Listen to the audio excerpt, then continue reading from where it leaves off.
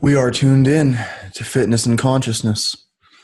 Today's episode is about inner-tainment. I-N-N-E-R, tainment. I'm going to be looking at this from several perspectives. And early this morning, I got a message that my ex's grandpa died about 2:30 in the morning. And he was 88.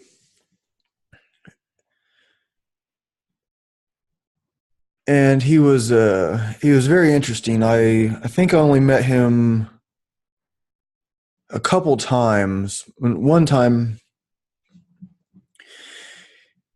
my girlfriend at the time, she brought her tape recorder with her, and she was recording some of his story and her grandma's story. And I think this is a very, very good thing to do. We don't know how much time we're going to get here. So if you could record your grandparents, your parents, your kids, people want to share their story. And sometimes we need an invitation.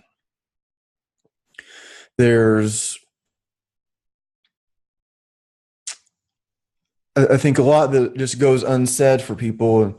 They maybe don't feel like they have the right outlet. Or the people that are going to hear them are going to make fun of them for their beliefs. And this was the case with my ex's grandfather, and he had a story of when he met Jesus, and Jesus was this a black guy that he met, and I don't remember the exact story. It was about a year ago that I heard it, I think, and he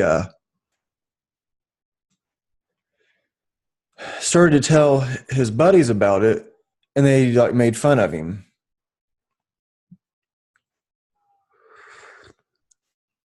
And so as soon as you know that somebody's not ready for what you're about to say, we just close that up and we don't follow through with what we felt like doing. And so I thought it was cool that when we went to talk to him, the whole idea was for him to open up and tell these stories that are what some people would think are crazy. Did he really meet Jesus? I don't know, but I believe his story. And he had another one where he thought he was getting messages from the fifth dimension. And it could have been, maybe likely have been, just like these internet pop-up things. He was like 88 years old. And so he got this message, and it seemed like it was for him. It answered the questions that he wanted, that he had been wondering about. And maybe if somebody in their 20s would have got it, they understand how the internet works better. Maybe they would have just said, oh, here's another silly pop-up.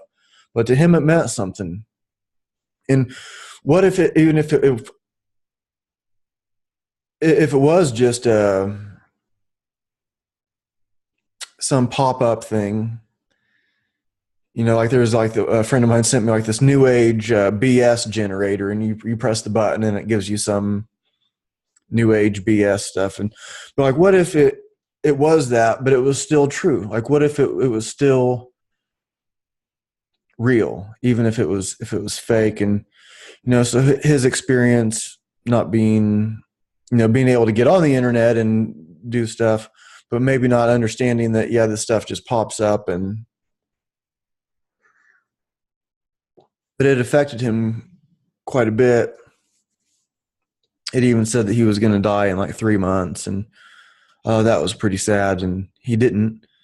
I think it said that he was going to die in February of last year. And so I think he had, the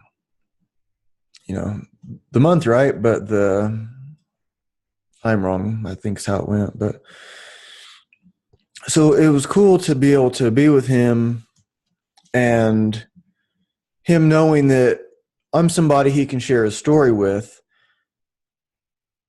and not think he's crazy. Even if I think this was probably just an internet pop-up thing when he's telling that part of the story, when he's talking about how he thinks he met Jesus. Okay, well, I think I met an angel. Here's that story. Okay, so we're the same here. I'm not you can be like, oh, this old crazy guy. No, he could very well be right. And maybe there's, even if he's not right, maybe if he didn't meet Jesus, maybe if I didn't meet this angel, maybe there's some wisdom in the story anyway.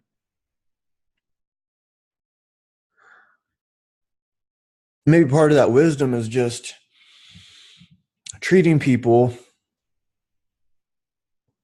by giving them the benefit of the doubt for one, but also just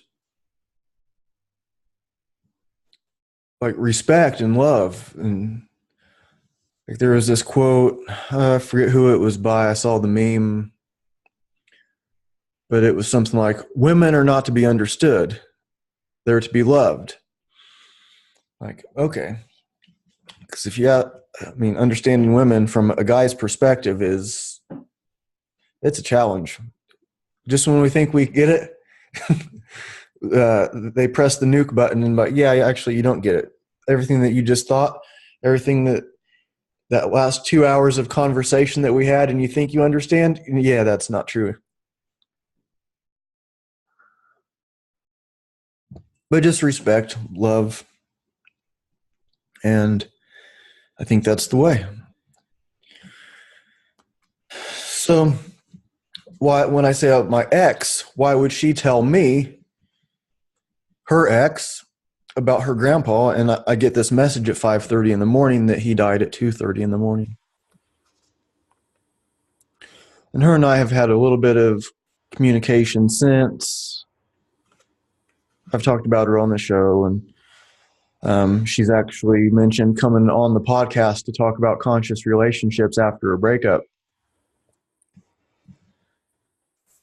I made some comment about a long walk on a short pier, and so who knows? That may happen. We'll see how that goes. It'll be so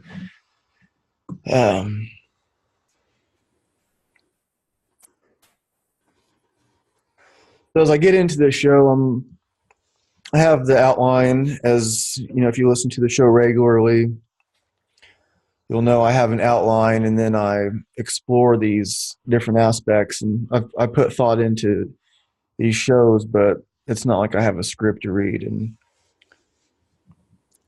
here's a song by Dave Matthews. It's called Squirm. Please find your place. The room grows scarce. Once we're all inside, the service can begin. For a moment, if you please, forget what you believe, and naked you will see that we are all the same. The power of your kiss, your words, your lips, your flesh, your bones, exactly what you need. Your flesh, your bones, exactly what you need. Drum beats louder. Drum beats louder. Why should I feel intrusion? Why be afraid of what you do not understand? To eliminate exclusion, cut out the differences, feel like you belong. Drum beats louder, drum beats louder, drum beats louder, drum beats louder. Open up your head, open up, you primitive. Open up your mouth and open up your head, you sweet primitive. Open up your mouth, it's coming out. Out there with no food, no drink, how many days do you think you'd last? All your diamonds and your pearls. I'm not a king, no, not a hero, not a fool.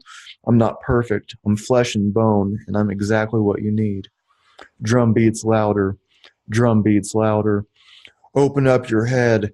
Open up, you primitive. Open up your mouth and open up your head. you sweet primitive. Open up your mouth, it's coming out. Open up your head, sweet, sweet primitive. Tell me what you said, what you said. The power of your kiss, your words, your lips, not a gun to your head. You're going to die before you're dead. It's not sad when you're gone, but when your light's still on, your wings won't let you fly. Don't be dead before you die. Hunger until fed, give love instead. When it gets inside, watch the dead men squirm. Above all things, if kindness is your king, then heaven will be yours before you meet your end.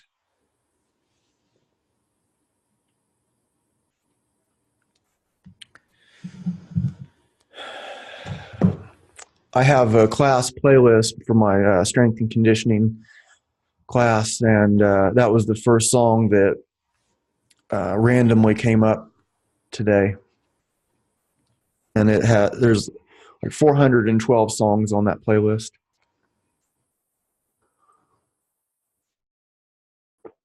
That was the first one. So entertainment.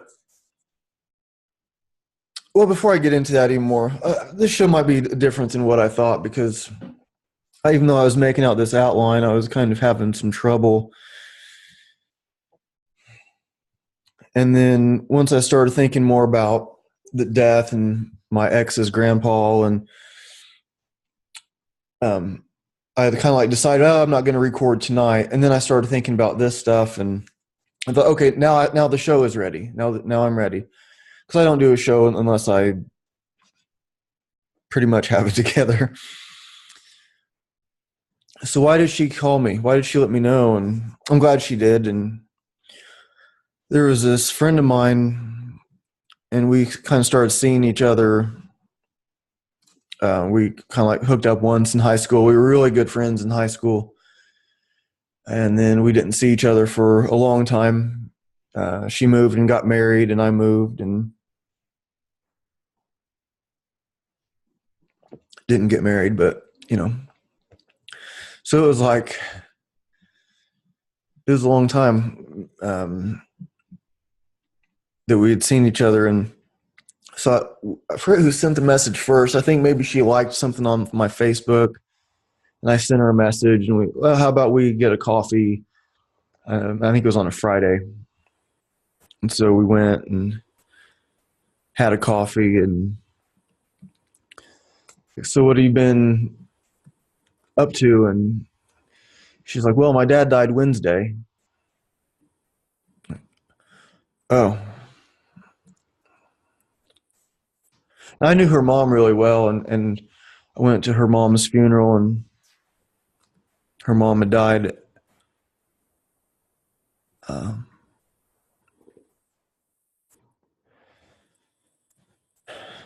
But after that, her mom died. Sorry, her mom died later on.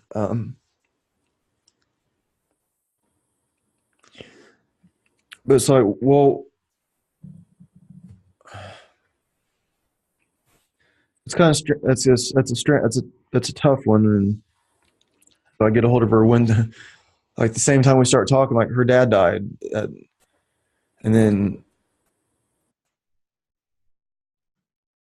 I didn't go to her dad's funeral. I never met him, and maybe in retrospect, I should have as a friend. It was, he lived in a different town and stuff, if that matters. I don't know. But then, so we were kind of seeing each other for a while, and then just became friends again. And she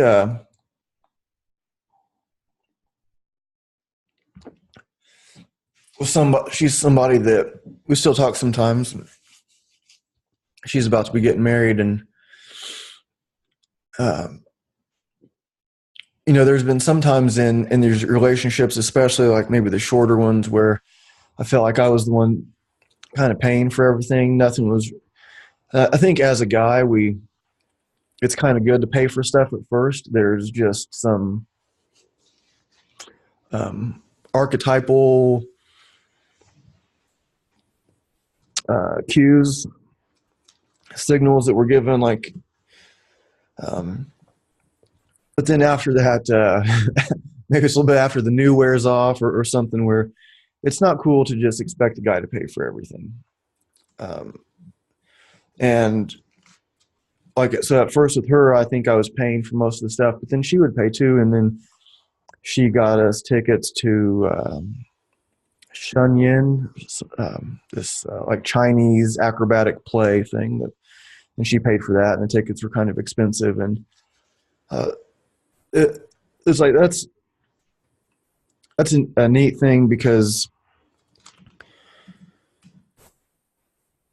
sometimes as guys, I think we can be easy to take advantage of. If we like someone, and I think women can get used to guys paying for everything and trying to win them over with paying for stuff. And even though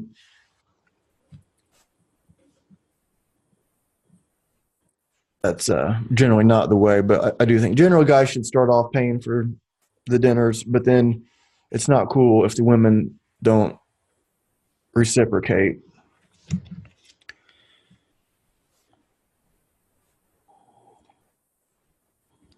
So to get back to that friend of mine, or I haven't left that subject, but so this friend of mine, after we had broken up and I was with, well, it was my ex whose grandpa just died.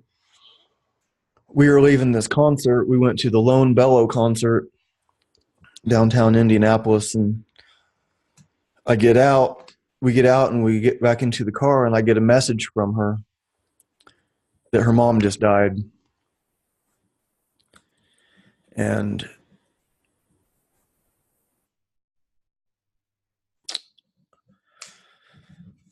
so I'm with, the ex of mine now. She not an ex at the time. She knew that, her and I had seen each other, but we were friends forever. And so I was like, I have to respond to this, and I think I should ask her to see if she wants to get together and talk. And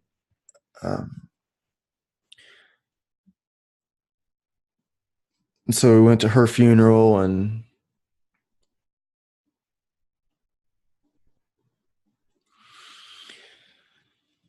so it's just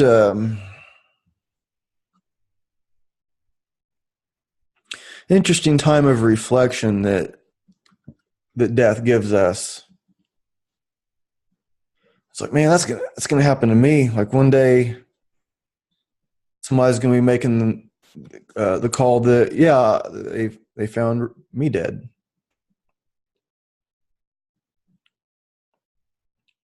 Maybe that'll be tomorrow. Maybe I have another 50 years.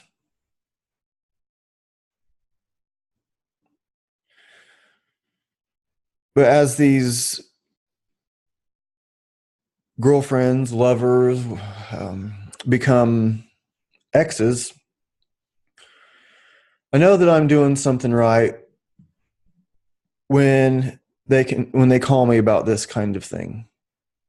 So even though these relationships didn't work out, it's not because I'm some dirtbag, or they are, or it's just like some things just don't work out like that. But you still recognize this person as good and someone that you can talk to. And I think there's another imbalance of what I have, and maybe I like it this way, that people will talk to me about these things, and sometimes when I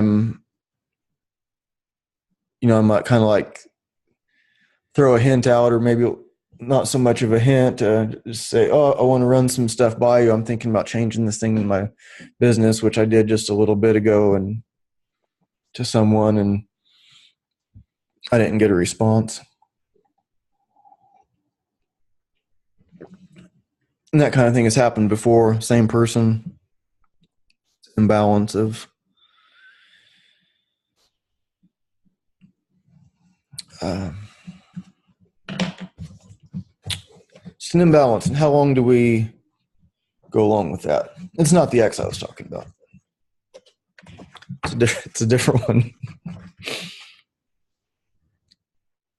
Then Almitra spoke, saying, "We would ask now of death."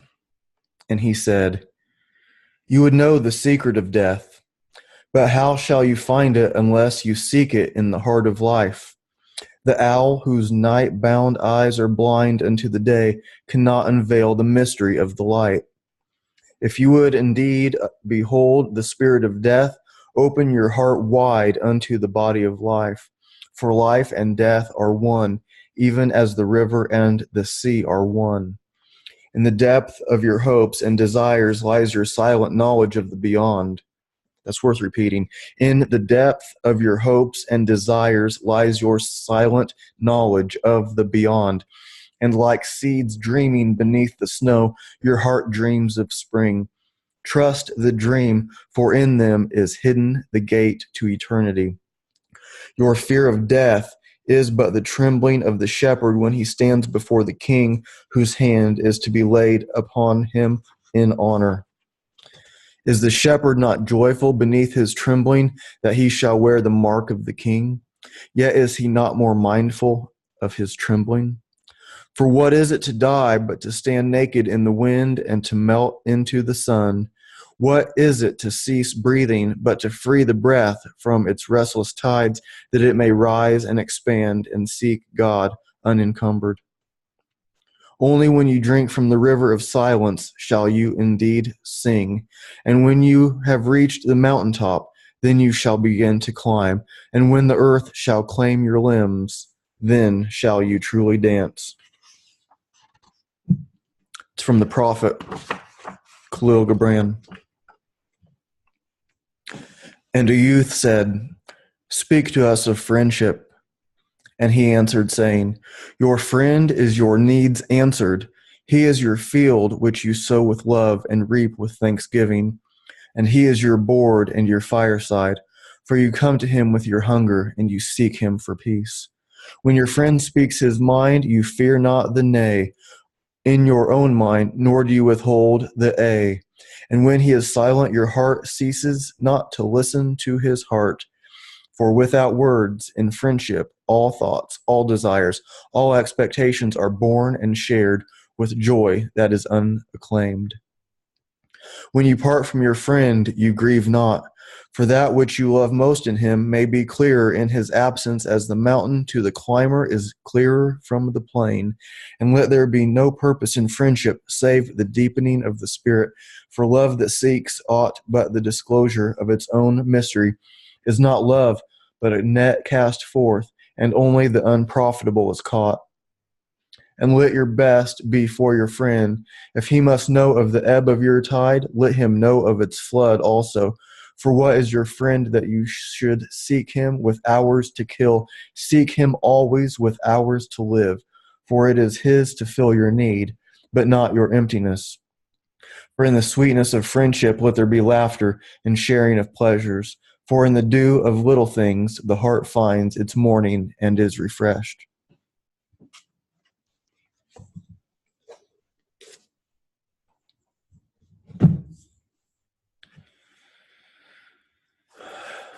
I like Khalil Gibran. That's why I read from him kind of frequently.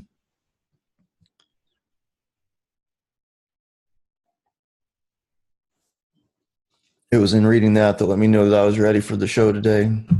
After thinking I'd put it off because it just wasn't coming to me. So where do we get this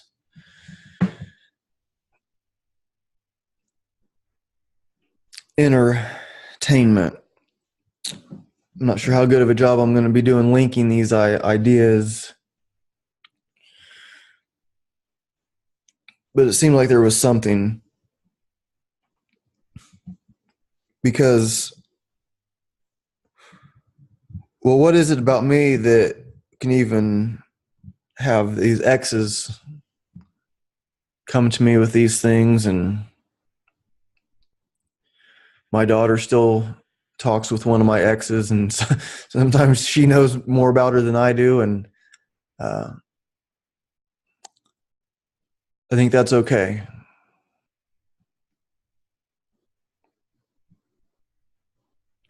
she has a, of course, a different way of thinking than me. And if my daughter can trust her, then I definitely trust her. And she might give her different advice than me, or she might give her similar, but whatever it is, I trust it. And so I think it's cool. So in all these things, I must be doing something right. And I think with the Inner-tainment, so INNER-tainment, you have like inner strength, inner peace. How do we develop these? I think a lot of it can kind of come from the training that we do, like Zen meditation, I believe can help a lot.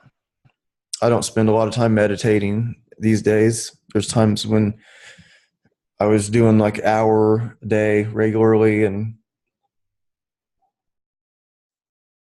maybe sometimes more.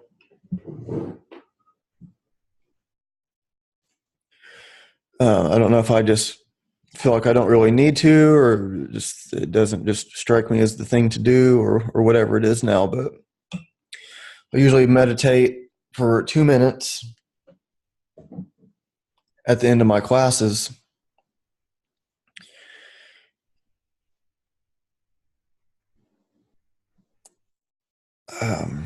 And so when we sit there in meditation, we learn to not have a physical reaction to external stimuli. It's not like spacing out, but it's tuning in. I don't even know if I want to say tuning in.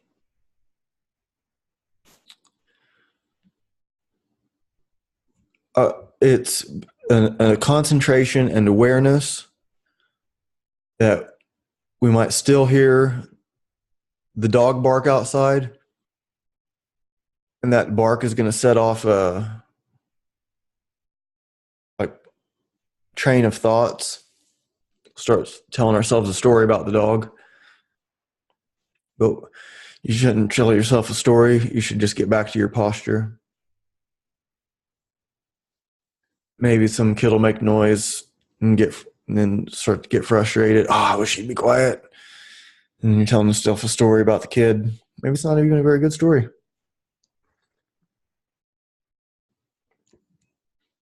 But you hear nature and you learn how to not have a physical reaction. So when there is the noise, you don't start moving around. You don't make faces. You don't say anything. The dog barks. Just concentrate your posture. Concentrate your posture. That allows correct breathing. So make sure your shoulders aren't tense. Make sure they're relaxed. Make sure you're upright posture. And then when the dog barks, if you do become tense for a second, then you can just relax. And that's a big part of it. It's a huge part of the secret, I would say, for these inner skills. So that inner strength can kind of come from that over time, the inner peace, because we learn how to not let these external stimuli bother us. Some people are bothered by about everything. Some people are always like they're cussing and mad and all this stuff is going wrong. Yeah, I could make a big list of stuff going wrong too. Some of the stuff needs to be addressed and some of it doesn't. It depends on the situation. Like I read a book by a guy, he was an astronaut. He's like, if we thought positive, we'd all be dead. We have to be always thinking, this can go wrong, and that can go wrong, and that can go wrong. Yeah, you could fix that, but this will go wrong, and that'll go wrong, and this can go wrong. They have to be thinking of all these different things that can go wrong because they're getting shot off into space. And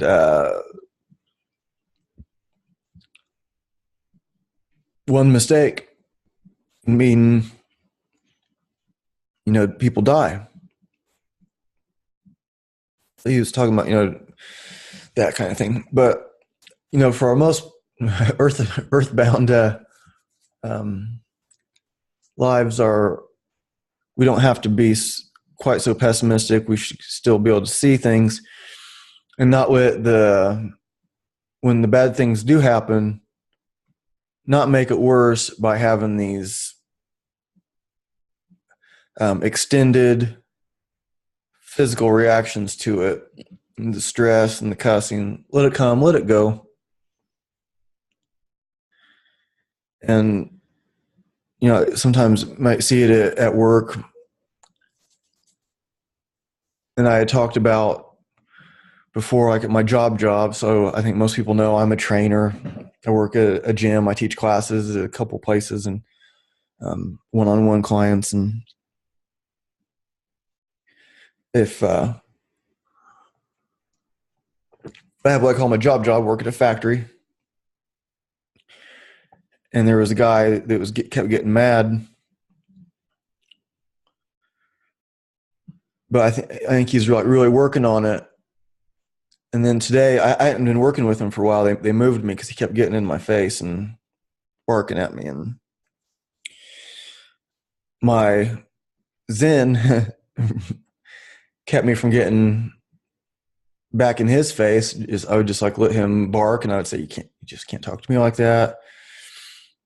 But I didn't yell at him. I didn't, act like a tough guy or anything. Just let him do that without telling him, and while at the same time letting him know that that's not okay. And so I think a lot of meditation lets me be that way. And I'm not perfect at it. I've been frustrated. The last time I remember I'm pretty good at it though, really. I mean, last time I was really frustrated, it was like the coldest night of the year, just a few days ago. And I got a flat tire. I just got new tires last month. I hit a nail. I go to get I go to air the tire up because I didn't know that I hit a nail yet. I just knew the tire was really low. So it's like way below zero with the wind chill, and I think like 20 below or something crazy. And the air pump's not working. I can't tell how much air I'm putting in the tire. I can't see the nail. My hands are freezing. Like, all right, whatever. It's fine. So I take it to the place to get it plugged. Or they said I had a nail in it. Okay, fine. I didn't even get out of the car. And then, so they fix it up, pay $10 for the plug. Okay, that's cool. I get home and I look and I notice that it didn't look like they didn't even air the tire back up. It looks like if there was a nail to fix, that they just pulled it out, plugged it, and then put it back on the car without airing it up. I'm like, well, great. So then I go like the next day to go air up the tire. Well, it's still super freezing out. I think it's it was the coldest day of the year. I pull up to the air pump. It's frozen. The first one was out of order. And then I pull up to one and it's frozen. So I got to bring the hose inside, and I put inside the car. I put the gauge and the hose over my dashboard vents and warm it up, and then it works. And then the valve stem was leaking. Like, great. So I couldn't get the valve stem to quit leaking. So I tried to get to the tire place, and all the air leaked out before I got there. I ended up running my tire, and I pull in and it's closed. And then the one across the street, I see some guy over there. So I pull up, and I asked if I could just have my spare put on, because I didn't have my jack with me, my good jack with me. I think I had one of those like knuckle buster jacks. And so I go in there. I was like, I just want to get my spare put on, please. And he's like, well, how much money you got? I'm like, well, it's not in the best area. There's some really nice areas around there, but this particular spot isn't so great. I'm like, well, how much do you want? And he said $10. And I go, okay, that's cool. It's really cold out. I could change this thing in myself in 5 minutes, but I didn't have my jack. If he'll do it for $10, fine. It's just putting a spare tire on. But it was so cold. And then I said, well, and then he gets it on. He's like, come here and throw your tire in the trunk. Okay. So I put my other wheel in the trunk, and now I see that my spare is low on air. And I was like, oh, can I air my tire up? I see that it's low. And he's giving me a hard time about it. It said this is a tire place. This is a place where you can buy like used tires or get, your tire repaired, plugs and patches and stuff. And he's giving me a hard time about, and I was like, if I can just use the air thing, I just want to air up my tire. I ruined a spare tire in my Jeep, which then led to this whole other string of events. But this is in my car. So I start to air up my tire, and I couldn't see the gauge. And he's giving me a hard time right away. Before I even start airing it up, he's like, hurry up. This is a tire business. I'm like, man, dude, just give me a minute here. And then so I'm airing it up, and I try to like see the gauge on the machine because like I'm parked, I can't see it. And I was like, oh, I can't see how much air I'm putting in. He's like, I know.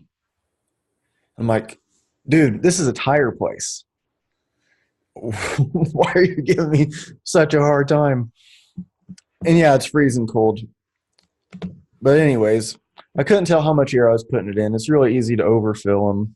So I put in what I thought would be okay, and I went and got a new tire the next day. Mine was still like on this warranty. They prorated my warranty. It wasn't such a big deal. But at the time, it's pretty frustrating. But I'm pretty good at not letting it linger. So other ways that we can start to develop this inner peace, inner strength. Inner strength is maybe how we're dealing with those situations, and inner peace kind of plays along with that. It's very similar. I don't think I've explained inner peace to everyone. But one way that seems to work is yoga, internal martial arts, and like qigong and tai chi. But yoga is, I think I might do a show on yoga. I might make it pretty harsh, and I might make it pretty soft, both at the same time. But I think yoga is a great science for developing these inner strengths and inner peace, and be able to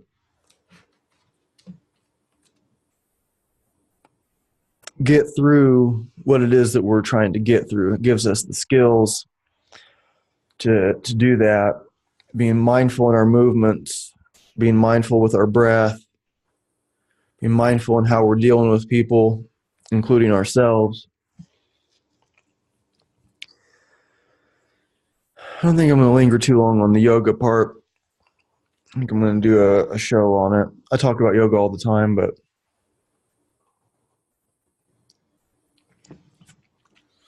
part of also the entertainment is, it goes along with the inner peace and inner strength also, but the entertainment, and like as entertainment, like amusement kind of entertainment. And I remember my jiu-jitsu teacher, I was doing like classical Japanese jiu-jitsu, and that's where I learned Zen meditation. But my teacher would talk sometimes about kids. They always like need a new video game, or they need some, they get bored of something, they have to move on to something else, and to just be able to be with ourselves. Can we just like sit and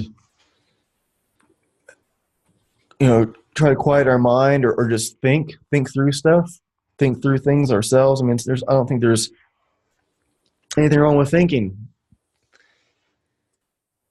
sometimes when we get like caught up in the meditation stuff and the yogas and the zens, and we think we should stop thinking, learn how to stop thinking, and that's probably I learned how to like slow it a little bit. But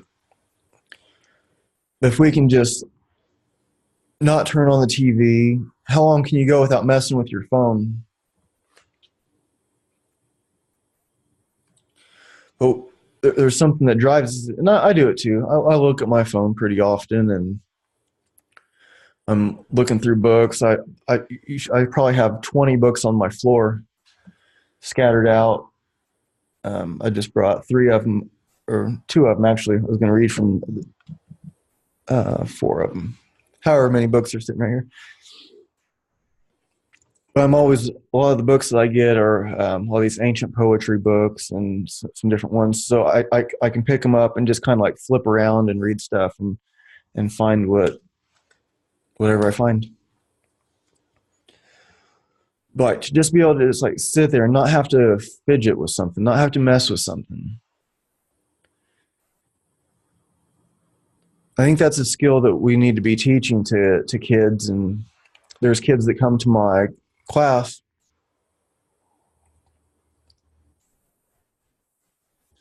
and they're doing the meditation also. I used to have a kids only class, but I canceled that. It was really popular, and then it like the two kids that were coming regularly were ready for the adult class anyway. So I just, anyways. But through these things, we can learn how to have like the right action and reaction.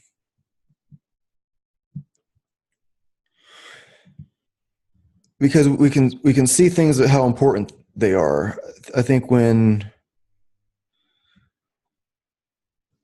we're always like running on red, we're just all like everybody's so busy and we all have so much to do. And I do too. I have it's midnight. My alarm goes off at 4 a.m. Well, 5 till 4, 3:55 a.m. My alarm goes off. I'll work until 1. I'll get home about 1:30. I have clients starting at 4:30. And then um, so yeah, busy. And then I'm preparing for another show this weekend, and I'm have all these things going on. Yeah, we're all busy. Everybody's so busy. And it's like when we have like some downtime, and I see it like at the break time at work, people go sit down for break, and everybody has their phone out. Everybody gets their phone out and start messing around on. I do it too, but sometimes I try not to. Just to like, there was one time I brought my old phone with me. I was in a hurry leaving, and I grabbed my old phone, so it wouldn't work, and so I was at work without a phone.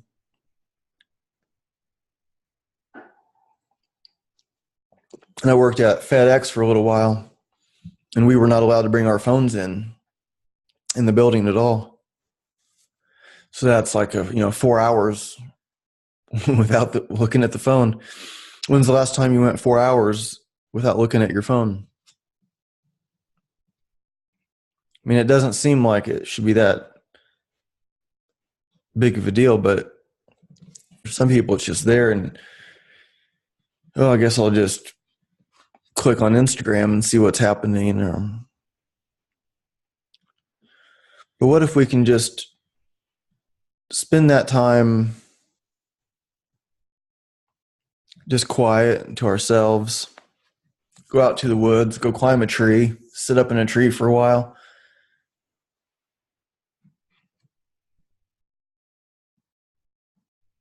and just observe. Try to go do something cool without taking pictures one time, without trying to get a video to send to Instagram.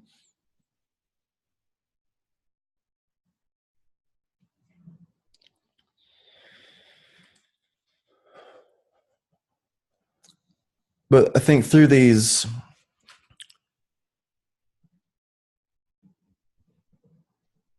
entertainments, these inner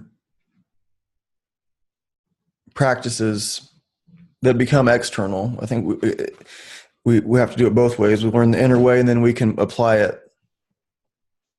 So it's easy to be peaceful when nobody's bothering you. Meditating, the room's quiet, so peaceful. Maybe you're in the woods and you're just sitting there, birds are chirping. What if you're meditating and you live on a busy street and sirens and horns, and can you meditate peacefully when there's chaos going around you? You know, part of Zen meditation, like with the samurai, you know, in these battles, and then they go in for like tea ceremony. It's just this Zen thing, like all calm, paying attention to every little detail.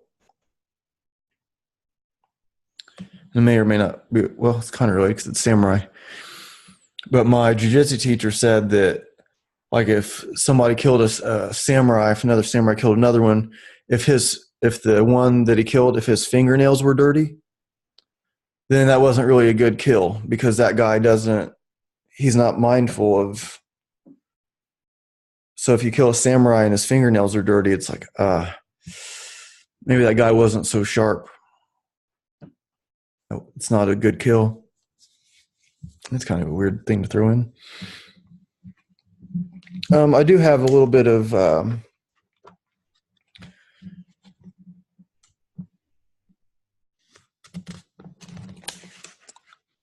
this is Rumi, from Mystical Poems of Rumi, translated by A.J. Arbery. I have come so that, tugging your ear, I may draw you to me. I have to sneeze.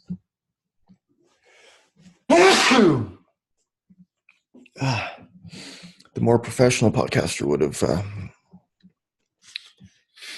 muted that. But people say that they like the organic nature of the show. So there you go.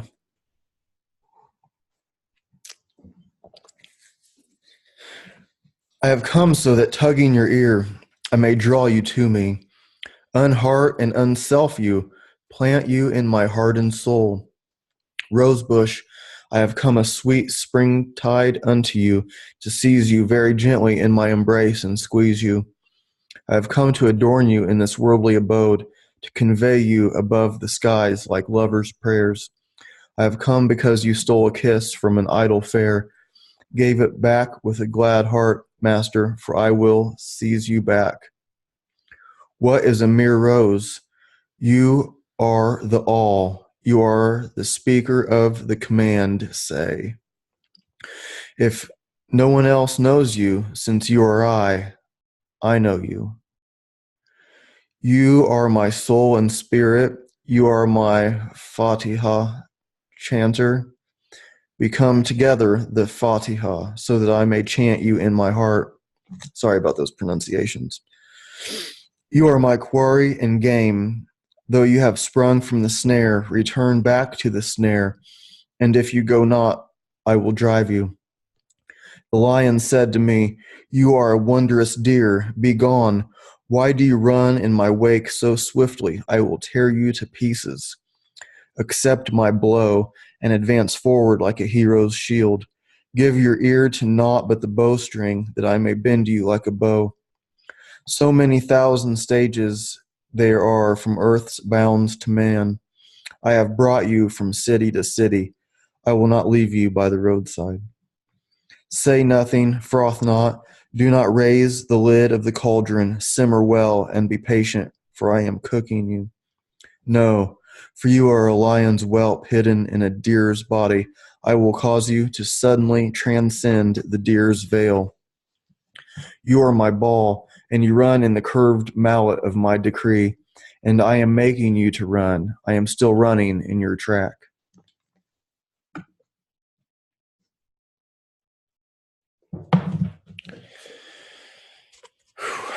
You got all that?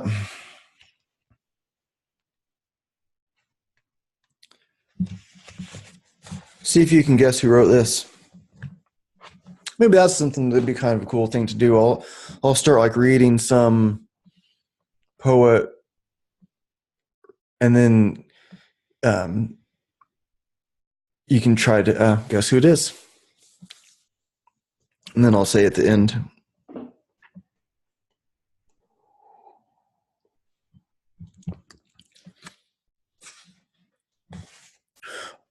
I am troubled immeasurably.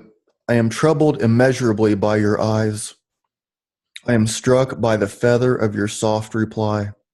The sound of glass speaks quick disdain and conceals what your eyes fight to explain.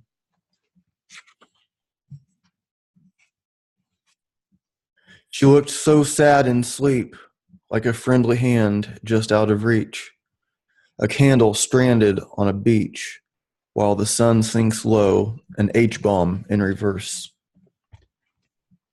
Any guesses to who that is?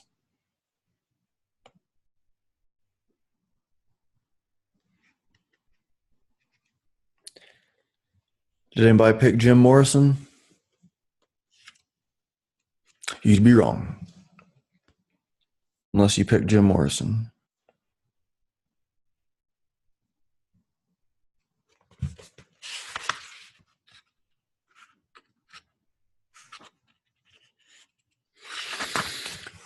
The wolf who lives under the rock has invited me to drink of his cool water, not to splash or bathe, but leave the sun and know the dead desert night and the cold men who play there.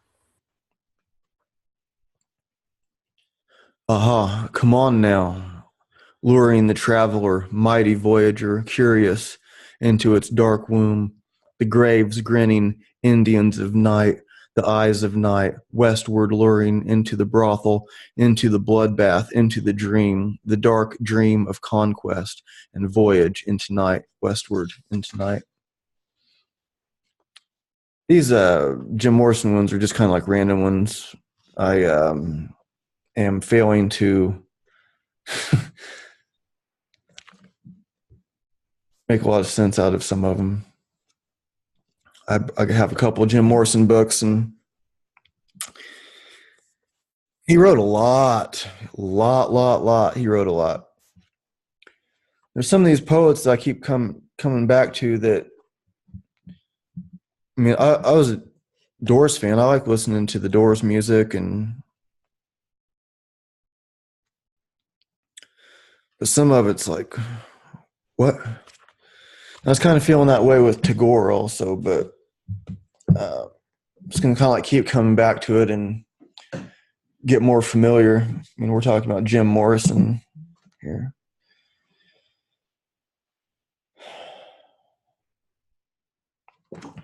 But just thought I'd throw that in there. A little out of the blue, kind of. It's from the book Wilderness, The Lost Writings of Jim Morrison, what I just read. Wilderness, Volume 1. I'm going to wrap the show up here, and it's definitely different, especially the bulk of it, how I was planning on it. I had like the idea for Inner-tainment, INNER-tainment, and I guess in a way it all did make sense, because when we have a practice,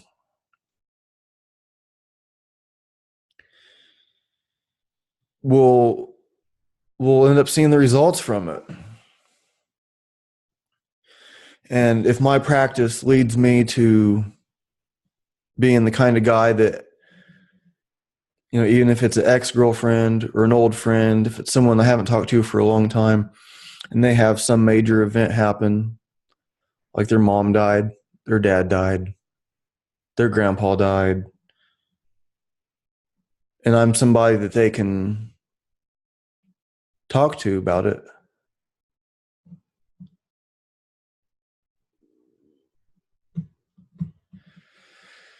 then I'm glad to have that position. And I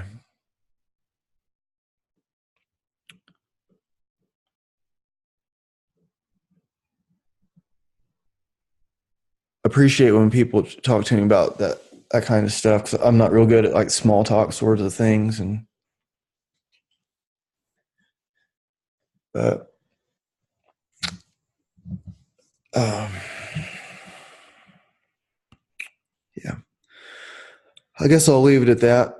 Thank you everyone for tuning in, and I will talk to you soon. I think the next show will have a pretty cool guest. I'm pretty sure that's the next one. I think I might have, well, I won't say who it is, but some cool guests coming up for sure.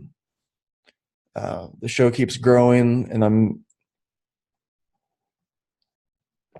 very grateful. And I want to just keep continuing to bring people. I'm not trying to do what it is that people want. I'm trying to like do the best that I can do. I'm not trying to be like anybody else. I wouldn't be very good at it. But I'm trying to get more out of my thinking, explore these ideas, like just pushing these thoughts. Like I'm writing stuff out and I'm exploring it on the air. I'm trying to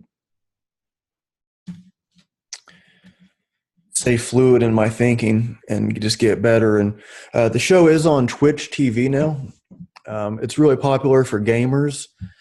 I might start doing a live show. I'm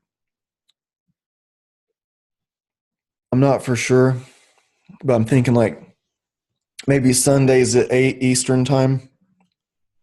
I'm not for sure yet though. I'll talk about it later, and I might start doing like YouTube live. It'd be interesting to do some live stream. I record the show with no editing anyway, so it's very rare that I even hit pause or anything like that. So I think it might be interesting to see, and then I'll be able to, like on Twitch, I'll be able to see people's comments, and so I might do some shows where I can see these comments, and maybe I can address what people are talking about or respond to the listeners in that way. So that may be an interesting thing. Twitch TV, it's called Fitness and Consciousness there also. It is on YouTube now. Most people, the vast majority of people are just listening, which is perfectly fine, perfectly great.